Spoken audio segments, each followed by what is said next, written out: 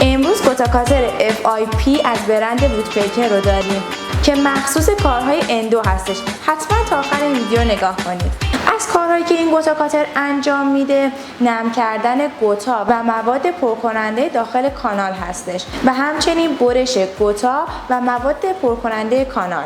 این گوتاکاتر از طریق گرم شدن باعث فشرده شدن و کاهش فضای هوای بین مواد پرکننده کانال میشه.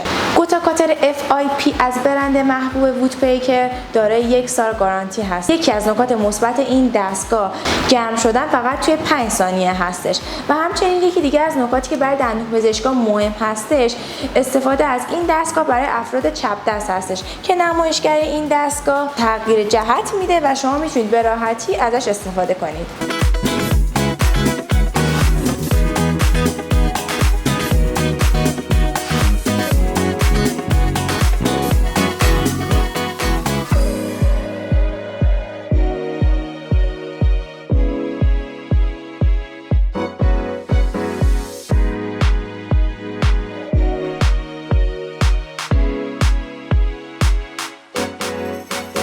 با این دکمه پاوری که در این قسمت وجود داره دستگاه روشن میشه.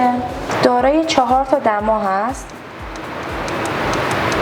دمای 150 درجه، 180 درجه، 200 درجه و 230 درجه. توی این نمایشگر شما میتونید دما و میزان شارژی که دستگاه داره رو مشاهده کنید. برای افرادی که میخوان از دست چپ استفاده کنن به این صورت، شما دکمه پاور رو نگه میدارید و هنگام روشن کردن دستگاه نمایشگرش به این سمت چرخش پیدا میکنه. کسانی که چپ دست هستن میتونن به راحتی از این دستگاه استفاده کنن و دوباره دکمه پاور رو نگه میداریم، میچرخونیم دستگاه رو، روشن میکنیم و نمایشگر چرخش پیدا میکنه. قسمت سریع دستگاه قابل جدا شدن و اتوکلاف هست. زمانی که شما دارید با دستگاه کار میکنید ممکنه بخواید کارتون رو یک لحظه قطع کنید. میتونید برای اینکه دمای دستگاه پایین بیاد با فشردن این دکمه دستگاه استاپ میکنه و شما میتونید کارتون رو متوقف کنید. این هندپیس استندی داره برای نگهداری که به این صورت هندپیس روش قرار میگیره. در قسمت جلوی دستگاه شارژش انجام میشه. باتری این دستگاه باتری پاناسونیک ژاپن هستش که بسیار پرقدرت هست. یکی از نکات دستگاه داشتن ولوم صدا هستش تو این دستگاه.